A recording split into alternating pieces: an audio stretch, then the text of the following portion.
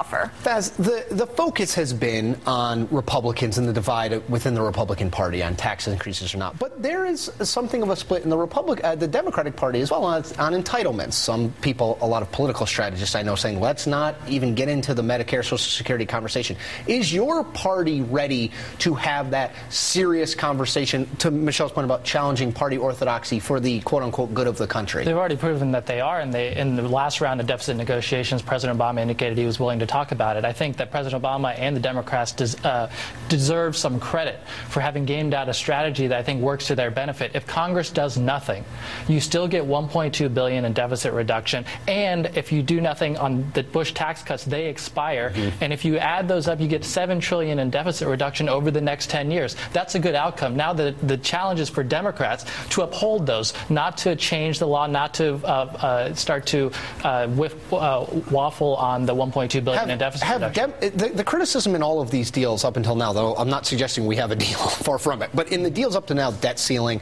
the budget, was that Democrats gave away too much. How big a concern is it of yours is that Democrats give away too much again in order to get some kind of deal? I think that's the concern about what deal might come out of the super committee. It looks like the Republicans aren't willing to put tax revenues on the table, and if you aren't willing to do that, you're going to have massive spending cuts that disproportionately impact the middle class and lower income folks. So I think the proper path here is, if you can't put tax revenues on the table, let's just fail. Let's do the sequestration. Let's kill the Bush tax cuts. Love the mention of sequestration. We'll be back. Let's bring back our panel. We're going to do a speed round. Michelle Bernard, Shira Toplitz, Faiz Shakir.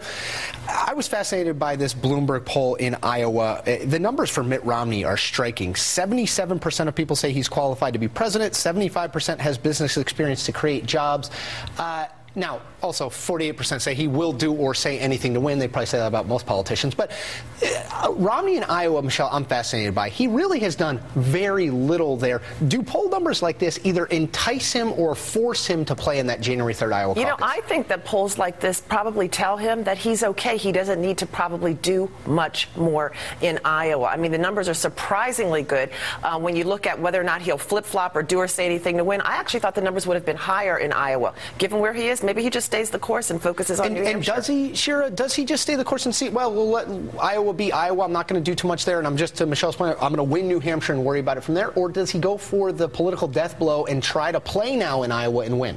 I think it's got to be tempting, and these numbers really are fantastic on the whole for Governor Romney. If I'm him, I wait, I see how the rest of the field settles, see Gingrich implode again if he's going to indeed do that, and then maybe just flood the airwaves the last 2 weeks in December. Re-implode. Well, Gingrich should reach out to Kaine and see if he can form a unity ticket. On Romney, he's struggling, and so I want to help him out. I want to announce my endorsement. I think there's a progressive dying to get out. He's shown himself willing to sell out conservative causes, and for that reason, I want to lend my support to him. And anyway, now, Faiz, that could qualify as a shameless plug, but we're going to let you have another one. Go ahead. Thank you. If you look at Newt Gingrich's only problem is not Freddie Mac. He's got a long history of lobbying. If you go to thinkprogress.org, we document his lobbying for health insurers, oil industry, ethanol industry, and many others.